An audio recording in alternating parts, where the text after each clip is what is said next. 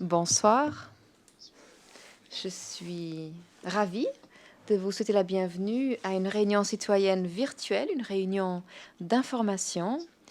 En raison des temps actuels, nous devons passer en mode virtuel, mais comme il est important pour nous d'informer les citoyens et le grand public lorsque nous nous engageons dans les prochaines étapes d'un très grand chantier, alors cela vaut la peine d'organiser une réunion citoyenne en ligne pour fournir les informations nécessaires pour que chacun puisse préparer et voir ce qui nous attend les prochaines années à Ovalt, Banc de Gasperich, Cloche d'Or, donc le sud-ouest de la ville de Luxembourg.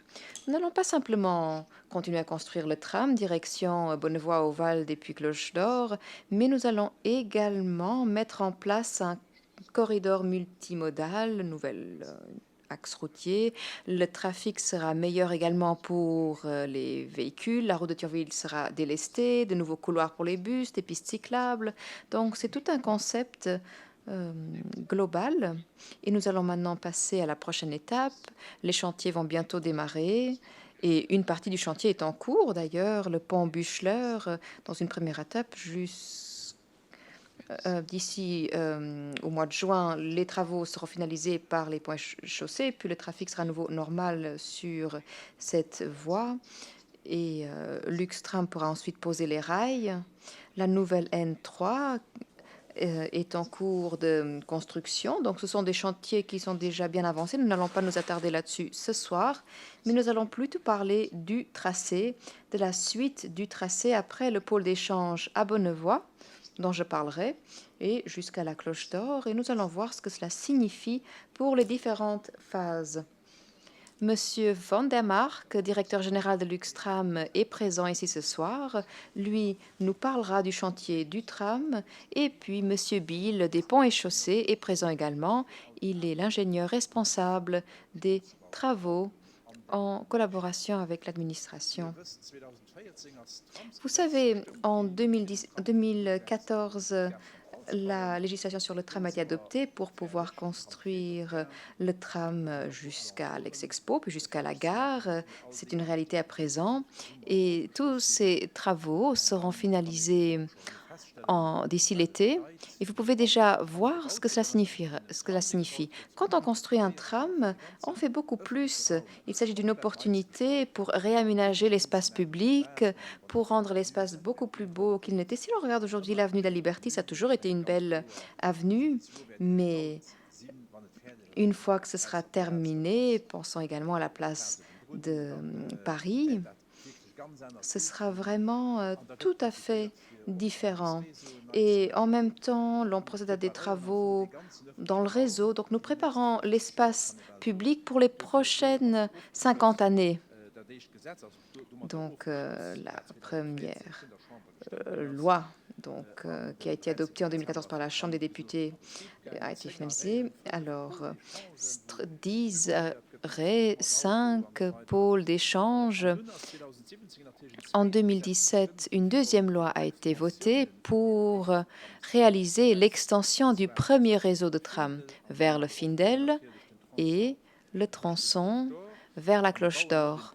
Et nous allons maintenant construire le tronçon C de la gare vers le pôle d'échange de Bonnevoie, qui est en cours, le chantier est en cours.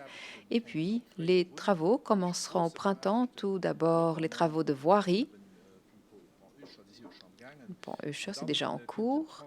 Et puis le tronçon D, et c'est celui que nous allons présenter ce soir. Donc, direction Bonnevoie jusqu'au pôle d'échange Cloche d'Or. 3 arrêts supplémentaires seront aménagés, dont 2 pôles d'échange, la nouvelle gare à Ovalt, direction Banc de Gasperich, Cloche d'Or. Alors, pour ce qui est du pôle d'échange Bonnevoie, vous le voyez ici à l'écran. Donc, le tram passera par le lycée de Bonnevoie. Ensuite, 3,7 km de rails seront placés, 2 arrêts de plus sont prévus, et puis l'année prochaine, terminus Cloche d'Or. Comme toujours, L'extension d'un tram, c'est beaucoup plus qu'une simple extension d'un tram. Vous le voyez ici sur cette image.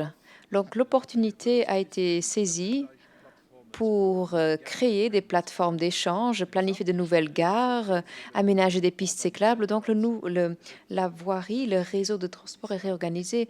Rue des Scylla, elle sera agrandie. Et puis le contournement de Esperange à Zingen, car une fois que ce contournement sera réalisé, il faut donc tenir compte de l'ensemble. Donc l'occasion est saisie pour réaliser tout cela. C'est un projet multimodal qui représentera un grand saut qualitatif pour ces quartiers de Bonnevoie, Auwald, Banc de Gasperich, Cloche d'Or, pour les habitants, pour les commerces dans ces zones. Nous commençons par le pôle d'échange de Bonnevoie. En septembre 2022, il sera possible de passer du bus au tram ou du tram au bus, et ainsi les habitants de Bonnevoie auront accès au tram, au bus. C'est toute une série de bus qui viennent de différentes régions de Luxembourg, de la Moselle, notamment de Reisa, Howald, etc. Toutes ces lignes de bus pourront profiter de ce nouveau pôle d'échange, et il sera possible donc de prendre le tram à ce pôle d'échange. Ici, vous voyez un peu plus de détails de ce pôle d'échange. Où sera-t-il situé? À quoi ressemblera-t-il? Et il s'agit aussi d'aménager la parcelle au-dessus de ce site, que la parcelle soit remplie de vie. Puis il y aura également une sous-station du tram pour garantir l'approvisionnement électrique du tram. Ce sera en souterrain, cela ne se verra pas. Et puis des locaux pour les chauffeurs de tram, parce qu'il y aura donc un terminus de tram, même s'il continuera jusqu'à la Cloche d'Or. Ce sera un point extrêmement important pour le réseau de bus RGTR, pour des villes, pour des lignes qui viennent de loin, notamment même de Thionville. Donc ce sera vraiment plus simple pour des personnes qui viennent de différentes régions, qui pourront ainsi mieux se rendre en ville. Après le pôle d'échange, à partir de Bonnevoie, le tram passe par la rue Orchimont et par le Rangvé. Et si l'on se dirige vers Auwald, l'on arrive dans une zone qui est ici représentée en rouge et qui représente un vrai casse-tête pour les ponts et chaussées et pour l'Uxtram. En effet, ici, tout s'agglutine en quelque sorte. La topographie est difficile. Il y a des limitations en raison du rail, des chemins de fer, une circulation importante, donc un goulet d'étranglement qu'il s'agit de délester. Et ici, vous le voyez, des travaux importants seront nécessaires. Monsieur Bill nous en parlera tout à l'heure en sa qualité d'ingénieur, chef de la division des travaux des ponts et chaussées. En tout cas, ce qui est important, c'est que le tram puisse circuler sans heurts vers la zone d'activité. Il s'agit également de protéger les habitants du bruit. Et beaucoup de questions nous ont été posées sur cette thématique et nous pouvons apporter des réponses positives. Nous avons prévu un mur de soutènement qui puisse absorber le bruit pour les riverains et qui est prévu sur une longueur de 250 mètres. Nous y reviendrons tout à l'heure. L'un des grands chantiers qui démarra dans quelques semaines, il s'agit de la première étape, c'est le canal du Drossbach. Il faudra également construire de nouveaux bassins de rétention pour ne pas subir des problèmes d'inondation par la suite. Et dans une deuxième phase du chantier, le Rangvé sera modifié et la plateforme du tram sera préparée. Donc voilà les premiers travaux qui démarreront au printemps. Les appels d'offres sont pratiquement clôturés. Ensuite, autre grand chantier, le deuxième, un tunnel plutôt.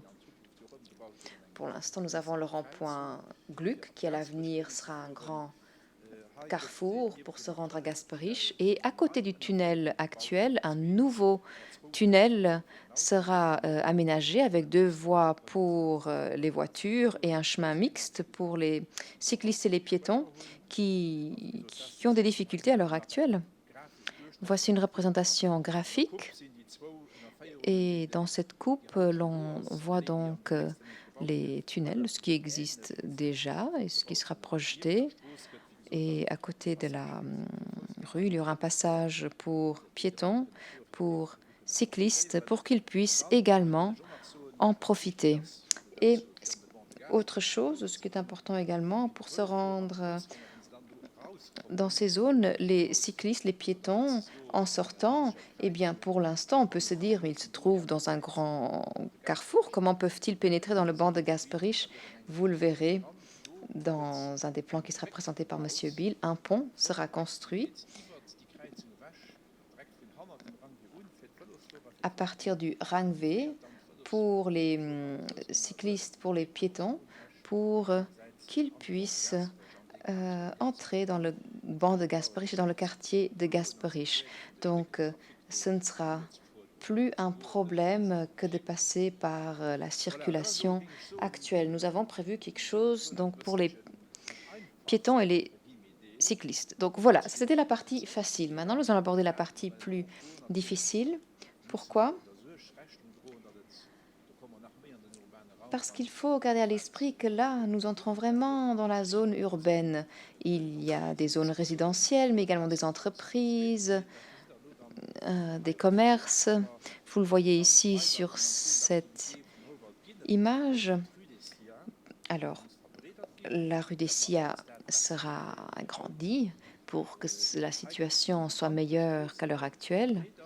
Donc, il y aura ici un agrandissement, une plateforme de tram avec des arrêts, des espaces suffisants pour les piétons, pour les cyclistes. Aujourd'hui, vous avez une rue assez étroite finalement. Et ici, en violet, vous voyez quelles sont les limites de la rue des Sia. Nous allons vous montrer maintenant quelques images.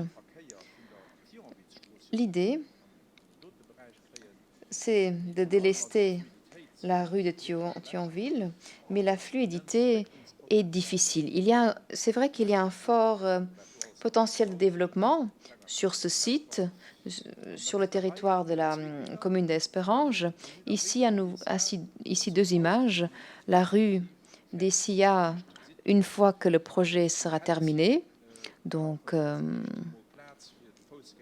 il faut de l'espace pour une piste cyclable pour les piétons, et puis l'arrêt de tram qui s'appellera rue des Sia, et puis une rue 2 fois 2 voies, et une piste cyclable et un trottoir de l'autre côté, évidemment. Et nous sommes en train de discuter avec les propriétaires de ces terrains. Ici, à Rangweg, tout n'a pas encore été finalisé, mais en tout cas, les discussions en cours sont constructives avec tous les propriétaires concernés. Bon, il faudra voir comment nous pourrons les aider pour que tout fonctionne bien, mais en fonction de l'évolution de ces discussions, plusieurs options se présentent à nous. Mais je ne vous cache pas que j'espère que nous arriverons à nous mettre d'accord sur une option. Et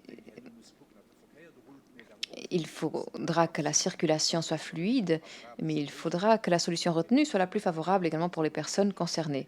Mais il y a tout de même encore une option provisoire que je vais vous présenter également. Vous voyez ici la première possibilité, l'image ici en bas, une déviation provisoire qui concerne les ateliers béton, Fait, alors non pas construire deux fois deux voies, mais de prévoir deux voies pour les voitures, comme c'est le cas à l'heure actuelle, sur une longueur de 290 mètres. Ce qui signifierait que le tram, ou plutôt la plateforme, pourrait être construite, l'arrêt serait construit, le tram pourrait s'y arrêter, mais la voirie ne serait pas encore définitive, parce que nous voulons tout de même avoir beaucoup de fluidité et des possibilités de tourner à gauche. Autre possibilité, c'est une option moins favorable, mais si jamais nous n'arrivons pas à nous mettre, d'accord, il faudrait choisir cette option. En attendant, nous parlons ici d'éléments provisoires. Alors, la situation finale projetée, c'est cette première image que vous voyez ici à l'écran, en haut. Vous voyez ici la rue des Sia, dans sa situation finale projetée, et en bas, une variante, une autre option, si jamais nous n'arrivons pas à nous mettre d'accord sur la question des emprises, si nous n'arrivons pas à signer une convention avec une entreprise sur ce site, alors il faudrait proposer ceci. Il faudrait provisoirement, dans la rue des Sia, aménager, donc avoir une voie pour les voitures et le tram ne pourrait qu'avoir un seul rail et l'arrêt rue des Sia ne pourrait pas être construit, donc le tram ne ferait que traverser. Nous espérons que nous espérons ne pas être obligés de choisir cette option-là, mais quoi qu'il en soit, nous devons avancer avec ces projets. Nous avons bien avancé en termes de planification et il s'agit ici du développement du site de Howald, Gasperich, Cloche d'Or. Il s'agit de tenir compte des habitants, des entreprises, des commerces, de toutes les personnes qui ont des difficultés à se déplacer d'un point à l'autre et de la circulation. En tout cas, c'est ma volonté politique qui se fonde sur une approche multimodale parce que je suis convaincue que tôt ou tard, il faudra avancer sur cette voie et que ces quartiers vont se rejoindre. Il y a tout de même un potentiel important. Les gens qui y travaillent attendent depuis des années une vraie alternative à la voiture. En tout cas, j'espère que nous pourrons avancer. Ici, au milieu de la rue des Sia, le tram va ensuite desservir Gasperich pour arriver au banc de Gasperich. Et ici, un nouveau pôle d'échange sera aménagé. Ce sera l'un des pôles d'échange les plus importants sur le tracé du tram. Ce ne sera pas simplement un pôle d'échange avec le bus parce qu'il y aura une gare routière. Il y aura une toute nouvelle gare. Un quai existe déjà. Un deuxième quai sera ajouté, deux quais intermédiaires. Donc, ce sera un échange très, très important entre train, tram et bus. Voici une image de la situation projetée, finalisée. Donc, vous voyez tous les usagers, les piétons, les cyclistes, pourront se déplacer facilement.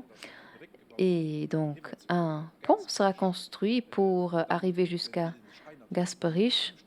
Et donc, il y aura ici des possibilités de changer d'un mode de transport à l'autre. Alors, simplement, ce sera simple de se déplacer. Voici une autre image. L'arrêt Howald Gare sera réaménagé. Il y aura deux quais au milieu et au plus tard en 2028, sur cette gare, il y aura des trains qui pourront circuler toutes les 5 minutes. Et vous aurez la possibilité non seulement d'aller à la gare centrale, mais surtout d'aller au Kirchberg ou ailleurs, et vous pourrez ensuite vous rendre à la gare de Dommeldange. Donc, les voies ferrées supplémentaires seront prêtes et il sera donc possible de se rendre facilement à Dommeldange, au Kirchberg.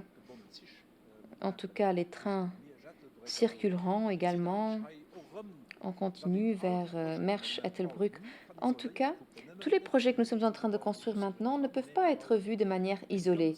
Il ne s'agit donc pas de simplement construire un tram. Non, nous construisons toute une série d'éléments multimodaux qui nous permettront de nous rendre facilement d'un point à l'autre. Alors, l'on pourrait dire également que une fois que le boulevard de Merle et de Sessange sera finalisé, une fois que le parking relais à la Cloche d'Or sera finalisé, il sera donc possible de prendre la voiture, la laisser dans le parking relais, de prendre le tram. Donc, il y aura toute une panoplie de possibilités. Un parking vélo est prévu également à côté du bâtiment administratif des CFL. La gare routière à Ouwald sera importante également. Voici quelques images inédites pour du réseau RGTR. Donc, des bus qui vont jusqu'en France, jusqu'à Mandorf, Rémiche. Donc, pour les personnes qui viennent de ces régions-là, de la région frontalière, pourront se rendre sur cette gare et auront beaucoup de possibilités à partir de là, donc des possibilités extraordinaires. Une fois que le tram rapide ou le tram express jusqu'à Esch sera terminé, il sera possible de se rendre de ce point-ci jusqu'à Esch. Donc il sera possible de se déplacer un peu partout dans le pays. Voilà le plan du pôle d'échange. Vous voyez ici le schéma graphique. En bas, un peu plus foncé en brun, c'est la gare de bus. Et puis de l'autre côté, la gare CFL. Et puis le nouveau pont qui sera construit. Et ici, nous avons également un problème d'emprise sur ce tronçon. Là, on a trouvé une solution intermédiaire en phase terminale. On va construire un pont avec une voie de bus, avec des pistes cyclistes et des passages piétons. Mais dans le petit morceau où on va vers la rue des SIA, il y aura provisoirement qu'une seule voie de tram sur 250 mètres. C'est pas tellement compliqué pour réaliser cela. Bon, en fin de compte, on aura bien sûr 2 voies de tram parce qu'on voudra, dans les heures de pointe, circuler, avoir une circulation de tram toutes les 3 minutes. Mais bon, on espère bien sûr que les propriétaires des terrains, qu'on trouvera un accord avec eux. Mais on a également cherché une solution provisoire si on n'a pas la possibilité justement d'acquérir ces terrains pour arriver à Gaspry. Et pour passer par ce pont en Y, c'est un très bel ouvrage. Vous le voyez ici. C'est ce pont qui mène du Haut-Wald vers le pont de Gaspricht. C'est un pont en Y, vous voyez. Vous avez une déviation vers la droite pour les vélos et pour les piétons. Et là, on va également construire un nouveau lycée, un lycée qui sera transféré du Limpertsberg, le lycée du centre.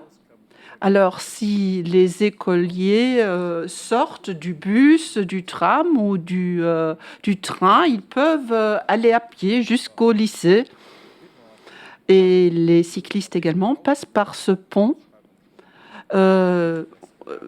Maintenant, on va commencer bientôt justement avec la construction de ce pont.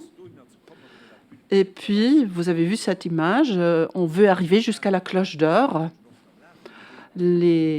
Certains travaux ont déjà été entamés, comme par exemple ceux du parking. C'est très important pour l'échange. Vous voyez ici également une gare de bus. Il y a un park and ride pour 2000, avec 2000 emplacements. Par exemple, s'il y a un match de football dans le stade, c'est également très utile. Et puis, on est encore déjà en train de planifier pour avoir une connexion vers le sud, vers Esch, vers Belval. Il y aura donc une connexion vers le sud du pays, pas seulement par le tram, mais également par l'autobus, par la voiture, tout ce qui fait partie justement d'un concept multimodal. Ce sera donc la liaison, un corridor multimodal, une liaison vers le sud. Une fois que tout sera terminé, c'est vraiment une grande ambition de terminer déjà la liaison vers le sud pour 2028. Cette gare, ce centre multimodal, on veut le terminer jusqu'en 2023. Et alors, ce sera vraiment un saut qualitatif pour la mobilité au Luxembourg. Pour les deux régions du centre et du sud, mais également pour tous ceux qui viennent du nord, de l'est ou des pays voisins. Ils auront beaucoup de possibilités pour arriver à leur lieu de destination. Bon, maintenant, je passe la parole à Monsieur Bill pour nous présenter les aspects un peu plus techniques en ce qui concerne le chantier à Ovald. Monsieur Bill, vous avez la parole.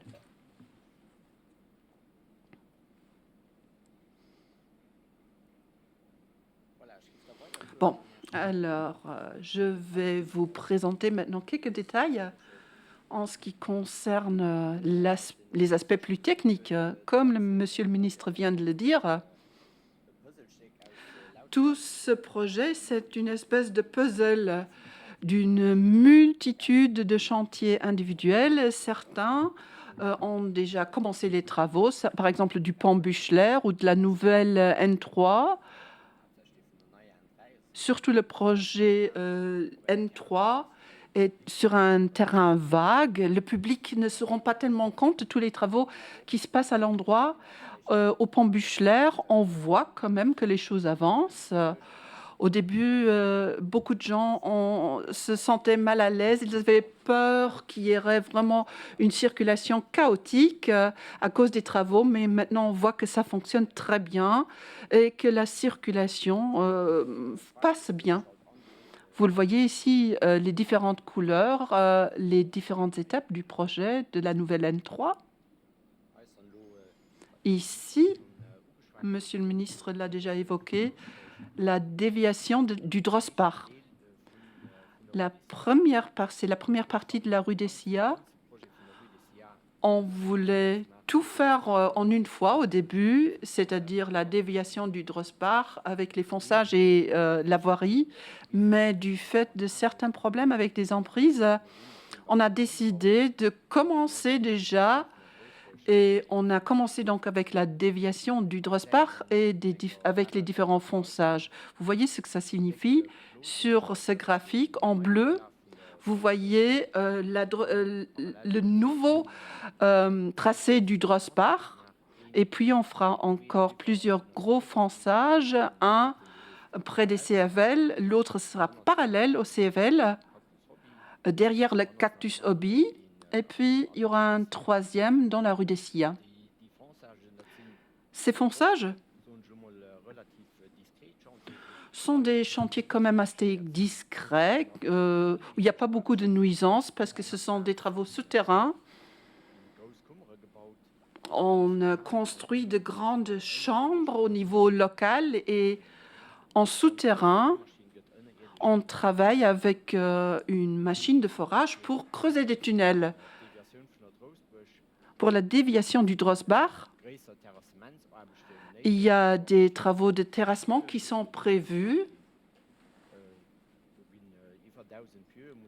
Plus de 1000 pieux doivent être enfoncés, mais on est quand même optimiste que cela va bien se passer. Avant de commencer ces travaux,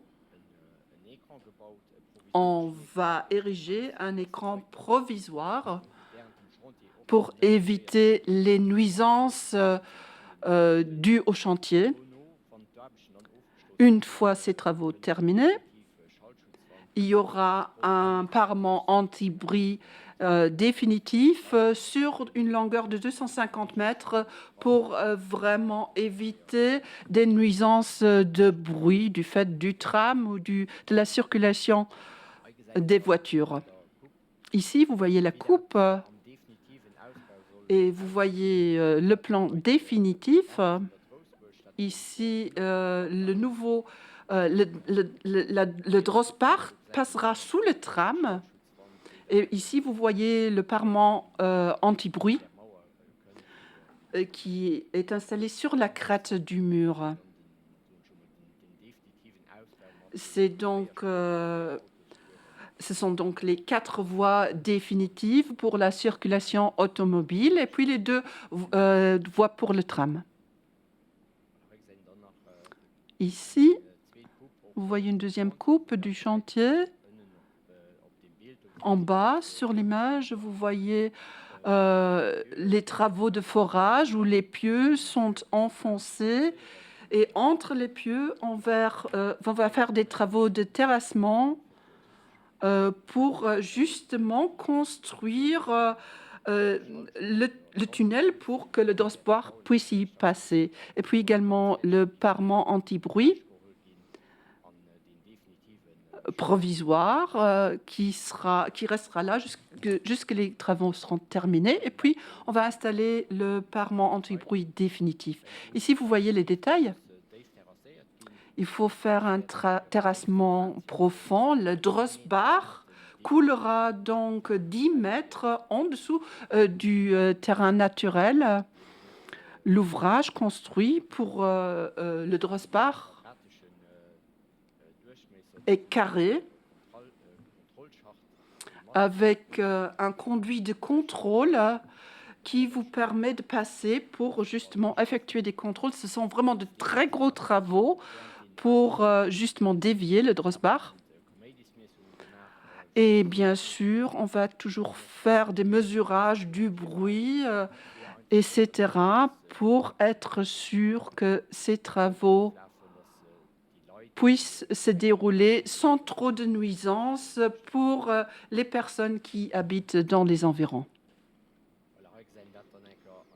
Ici, vous voyez toute la longueur de cet ouvrage, également le mur anti-bruit et tous les travaux qui vont être effectués à l'endroit. Vous voyez certains grands chantiers qui sont en cours et les gens s'en rendent presque pas compte parce qu'on a commencé déjà les travaux sur le deuxième tunnel Rang V. On le voit. Si on passe par le rond-point Gluck, on voit les travaux. Et vers Pâques, on va placer ce chantier à son endroit définitif. Vous voyez donc que tous ces travaux sont effectués d'une façon à réduire les nuisances au maximum. Ici, vous voyez le phasage des travaux. Vous voyez les différentes étapes. Ce sont donc les étapes près de la rue des Sillas et au Ovalt qui ont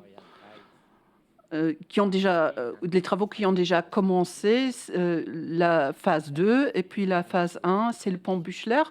Les travaux seront finis fin de l'année, puis le tunnel Rangvé qui sera terminé fin 2021, début 2022.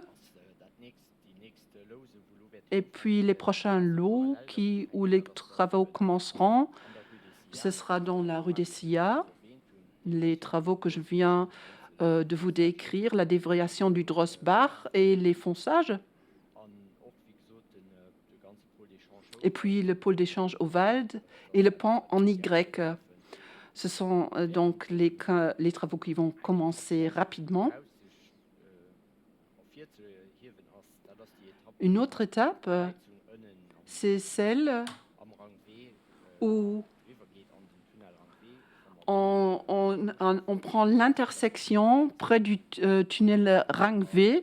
Là, il faut des terrassements assez profonds. Il y aura à un moment probablement une déviation pour les automobilistes. À ce moment-là, on donnera la possibilité de passer par la nouvelle N3 pour aller vers Gasperich en provenance de Howald. Et puis, une dernière étape de tout ce puzzle, c'est le réaménagement du rond-point Gluck.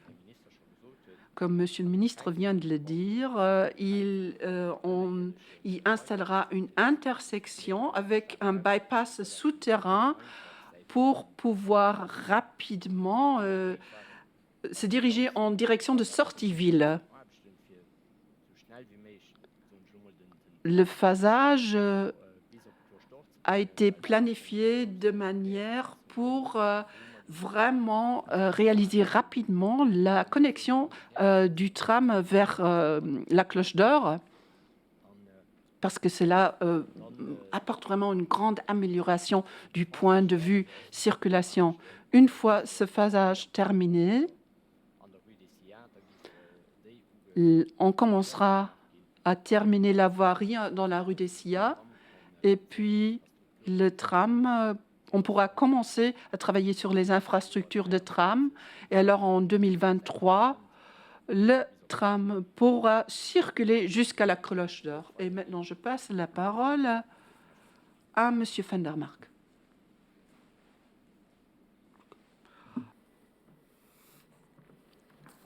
Merci, Monsieur Bill. Je crois que son exposé montre à quel point les ponts et chaussées sont investis d'un projet extrêmement complexe à réaliser, avec des ouvrages d'art très spécifiques.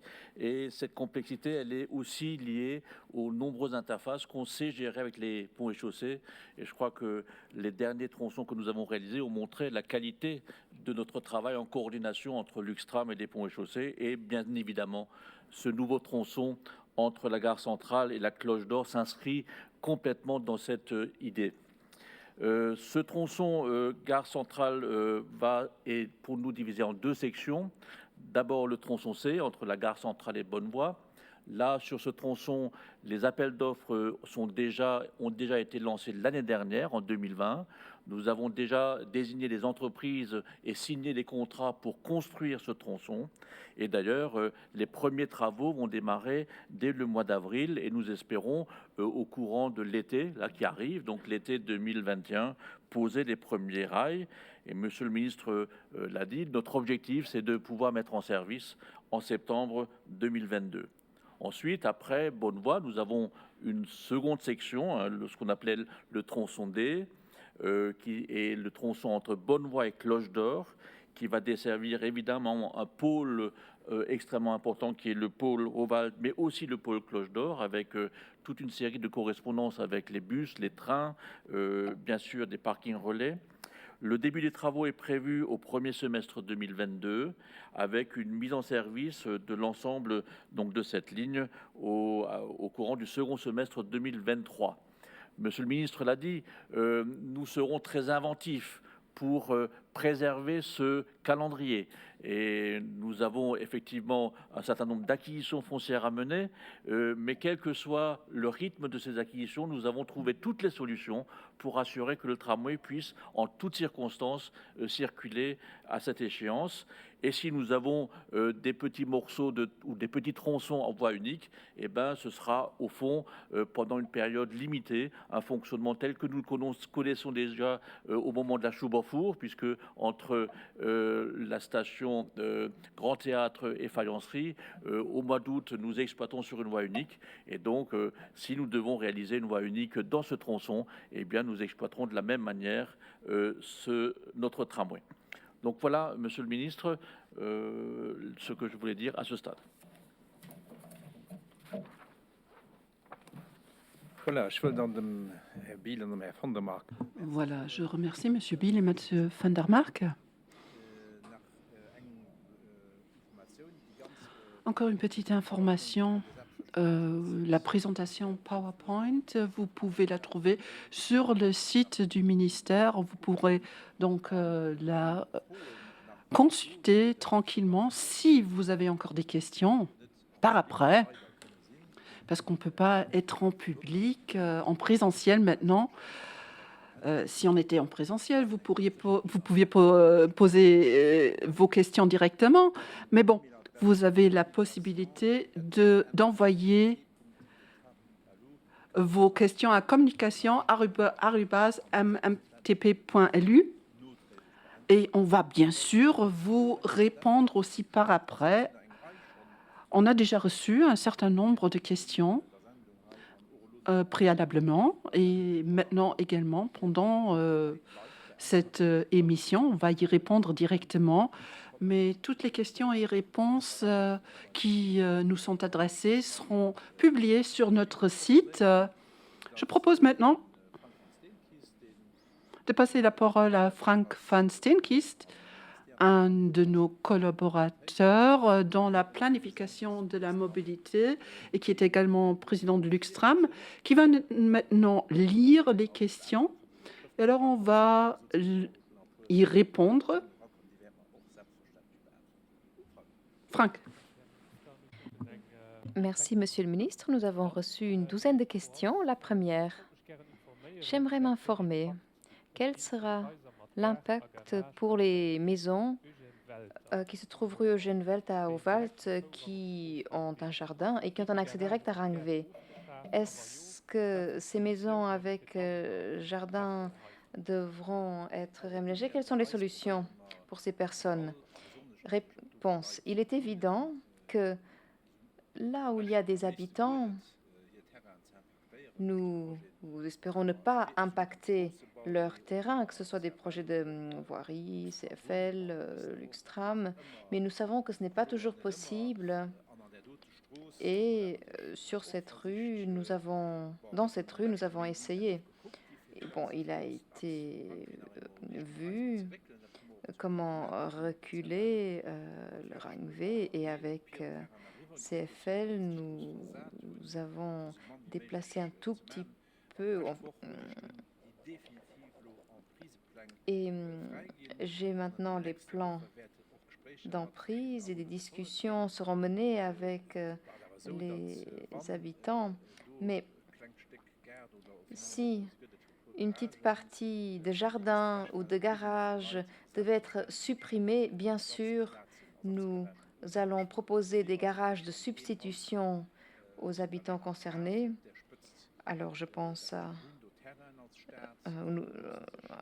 à certaines situations. Nous avons des terrains publics. Il y a des possibilités de substitution. Si vous avez un garage dans cette zone et si d'après le plan d'emprise, ce garage devrait être supprimé, alors cette personne pourra obtenir un garage sur ce terrain ou sur les terrains qui appartiennent à l'État. Il en va de même pour les jardins. S'il y a une suppression des jardins, nous allons mener des discussions constructives avec les habitants et les indemniser. Le plan définitif des emprises vient d'être finalisé depuis 2 semaines, 1 semaine et demie, et le comité d'acquisition de l'État dit qu'il y avait 3 maisons qui étaient concernées, une petite partie de 3 jardins. Mais il y a déjà eu des discussions préalables pour informer les habitants. Cette possibilité pouvait se poser.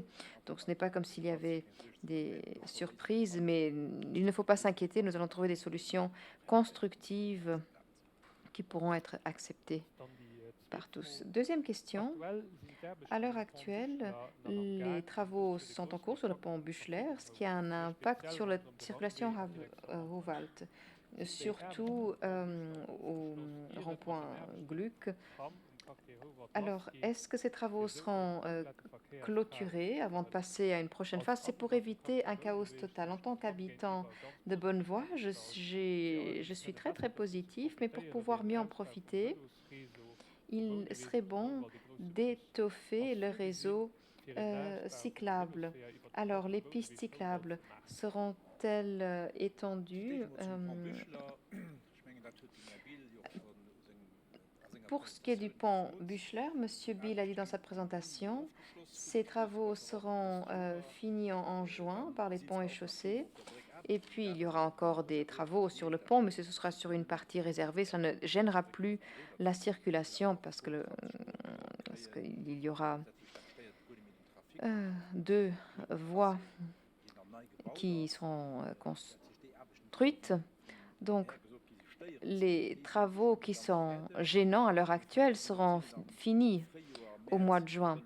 Au printemps, en mars-avril, nous allons engager les travaux, déplacement de la Drossbach, et ensuite, et une fois que nous allons lancer des travaux qui risquent de gêner la circulation, cette partie-là sera terminée. Pour ce qui est des pistes cyclables, nous avons défini une piste cyclable nationale, une PC nationale, où l'État est responsable, qui passe à travers la ville de Luxembourg, de Luxexpo au Kirchberg. Une bonne partie est déjà construite. Elle passe par l'avenue de la Liberté, par la gare, et puis le long de la N3, jusqu'à ce pont bord de Gasperie, jusqu'au pôle de Gasperie, jusqu'au parking relais.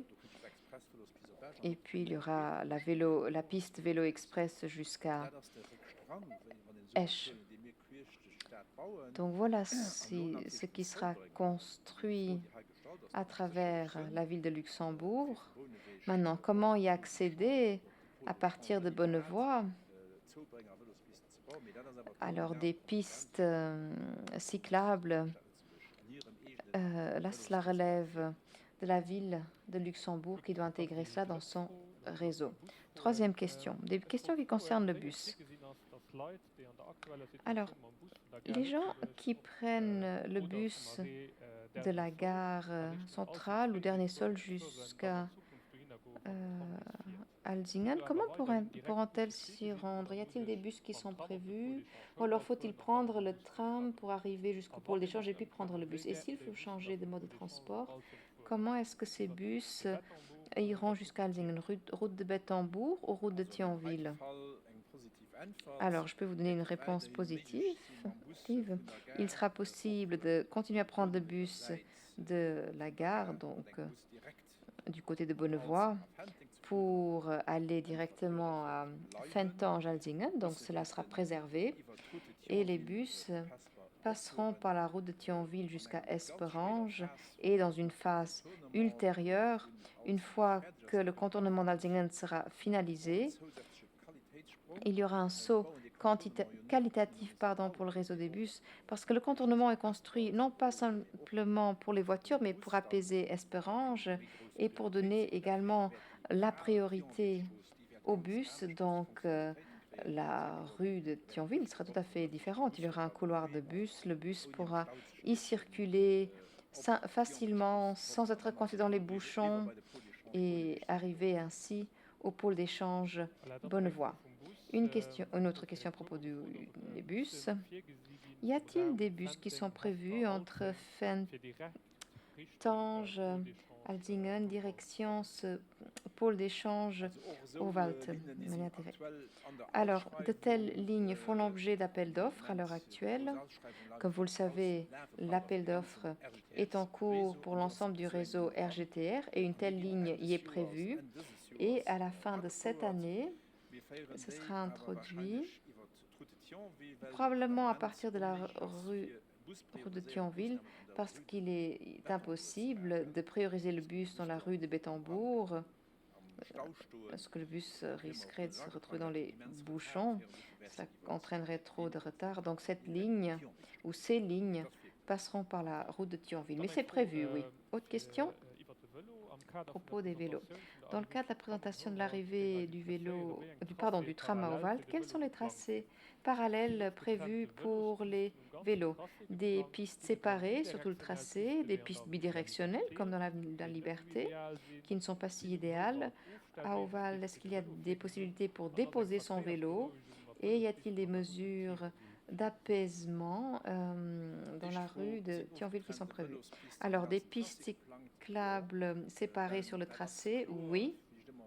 Comme je le dis toujours, nous ne construisons pas uniquement un tram, mais tout un couloir multimodal. Nous tenons compte de l'ensemble de la chaîne de la mobilité. Donc, une fois que le tram sera terminé, l'on pourra prendre le vélo du Findel à la Cloche d'Or dans une piste séparée. Est-ce que ce sera bidirectionnel comme dans la rue de la Liberté? En partie. Oui, alors les pistes cyclables seront séparées et je vous ai montré une image de la rue des Sia. Donc il y avait une piste cyclable séparée des deux côtés de la route, donc non bidirectionnelle, mais il y aura des tronçons où ce sera bidirectionnel. Donc la situation sera mixte au bout du compte. Au Valt, y aura-t-il des possibilités pour déposer sur le vélo? Oui, je l'ai dit dans la présentation. À Ovalt, à côté de la nouvelle gare, il y aura un véritable parking pour vélos, un petit peu comme nous allons le faire à la gare centrale, mais là il est souterrain et ici il ne l'est pas.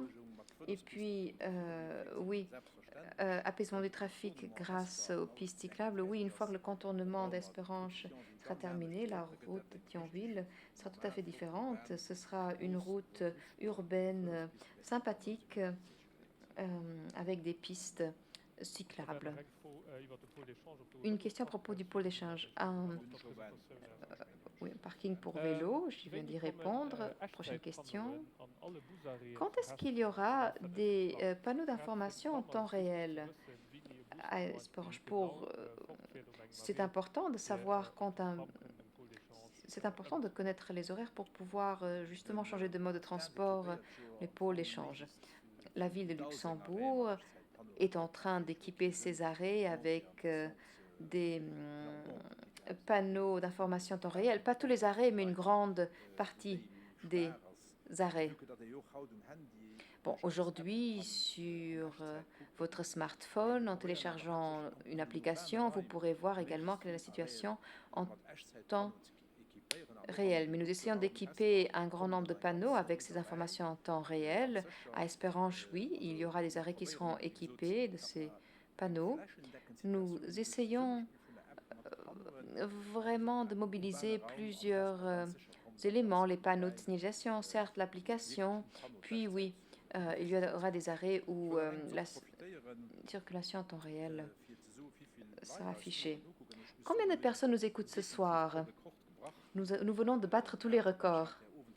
J'ai déjà organisé quelques réunions de ce type. Aujourd'hui, 900 personnes nous écoutent. C'est colossal.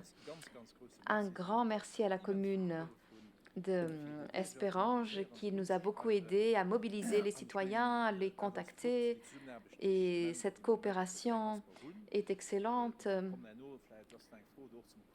Alors, peut-être que nous en parlerons lorsqu'il s'agira du contournement, mais en tout cas, si nous coopérons comme cela, nous arriverons à bien avancer. Très bien.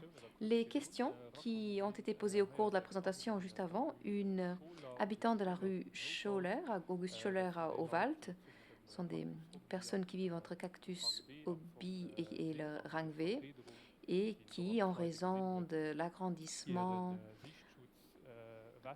de cette voirie, seront impactées.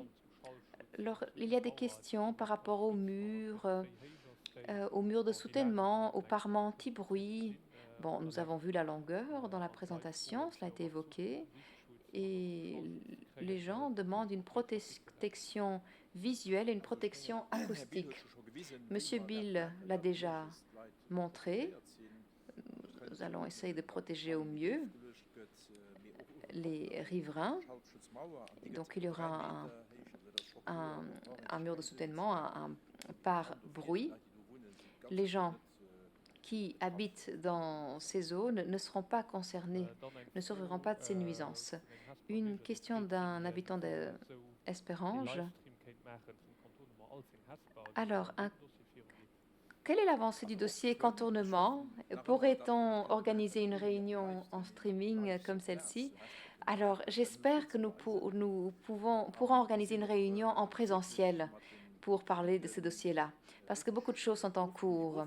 Nous venons de finaliser les études, le dossier est prêt, et moi, j'espère que la procédure publique pourra être engagée. Vous savez, ce contournement passe par une zone Natura 2000, c'est assez complexe. Nous avons examiné toutes les possibilités, y compris des options qui prévoyaient des tunnels, pour vraiment ne rien oublier, pour épuiser et examiner chaque possibilité. Et avec le collège échevinal d'Espérange, j'ai eu un entretien constructif récemment et nous avons discuté, nous avons vu au ministère avec les ponts et chaussées et nous nous sommes dit que si nous construisons ce contournement, vous l'avez vu dans la présentation, s'il y a un contournement qui est justifié dans ce pays, eh bien c'est celui-là, parce que ce contournement changera complètement la situation de la circulation. Et je ne parle pas que du trafic motorisé des voitures, je parle vraiment de l'ensemble de la mobilité. Bien sûr, pour Esperange et pour leurs habitants, ce sera extrêmement important. Nous pourrons aménager Esperange de manière différente. Mais donc nous avons tenu compte de beaucoup de choses, nous avons examiné beaucoup de choses dans le détail, même au-delà du contournement. Et avec la commune d'Esperange, nous avons institué un groupe de travail pour voir dans le détail comment rendre de la qualité de vie aux habitants, comment réorganiser la circulation, apaiser le trafic, pour que de belles places puissent être aménagées, pour qu'il y ait des centres de quartier. Donc la coopération est très fructueuse. Moi, je pense que la procédure publique sera clôturée d'ici l'été. Il y aura alors deux possibilités. Si, vers Pâques, nous nous rendons compte que nous pourrons à nouveau proposer quelque chose en présentiel, nous le ferons. Peut-être que nous allons proposer une réunion hybride, une partie en direct avec inscription et puis retransmission par streaming. Il faudra voir quelle sera la situation et ce qui sera possible. En tout cas, après les vacances de Pâques, il y aura une réunion publique et nous allons engager la procédure. Donc, les projets seront affichés dans la commune et puis les citoyens pourront les consulter. Les communes devront élaborer des avis. Nous voulons clôturer tout cela avant l'État pour que je puisse finaliser tout cela après l'été pour que le Conseil de gouvernement puisse ensuite faire un choix.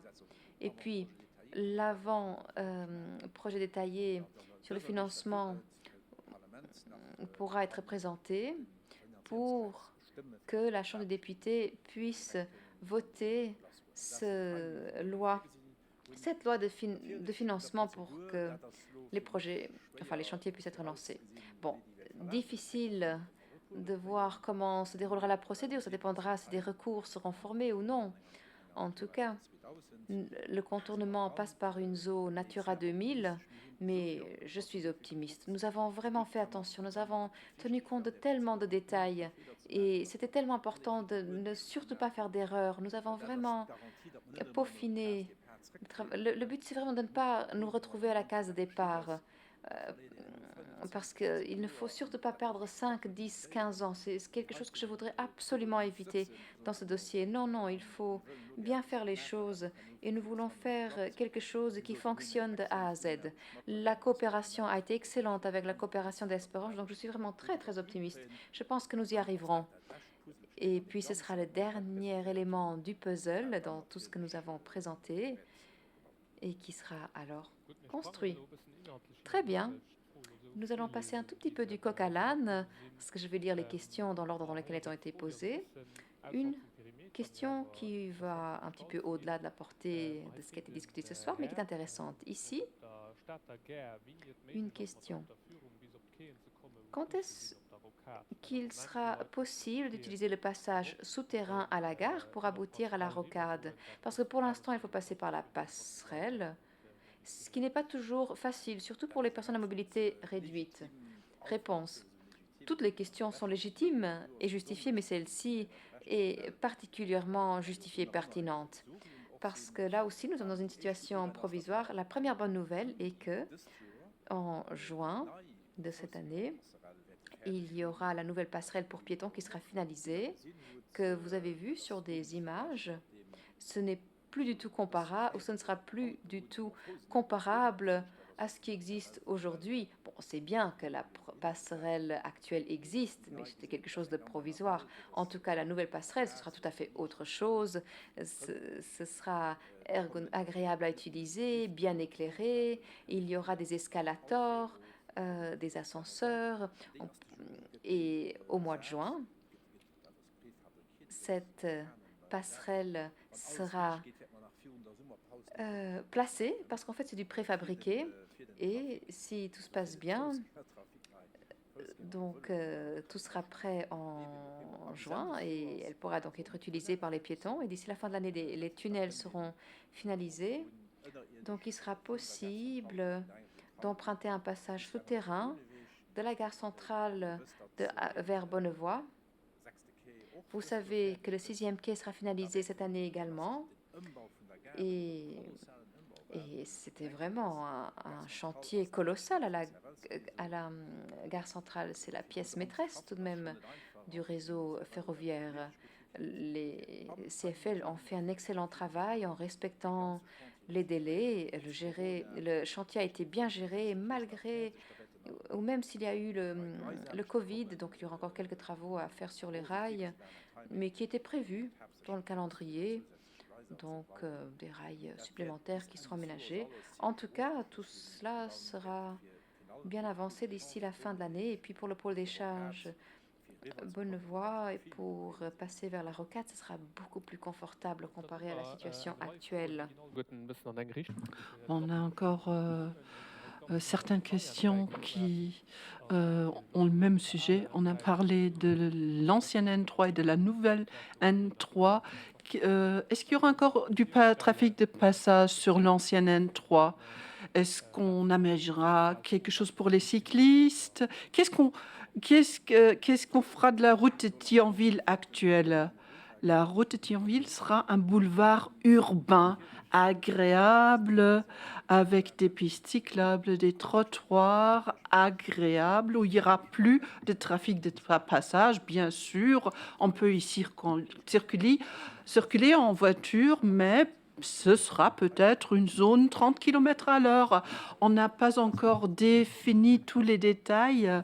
On va en discuter avec les communes d'Espérange et de Luxembourg pour vraiment faire de cette route de Thionville une route agréable pour l'humain également, agréable et très accessible, qui donnera d'autres possibilités, parce que à ce moment-là, le contournement Alzingen et Esprange sera terminé. Et puis, il y a encore une question qui ne concerne pas le périmètre d'aujourd'hui.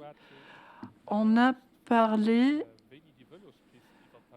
de la place de Paris. Quand est-ce que la piste cyclable qui traversera la place de Paris sera ouverte? Ce sera en mars de cette année.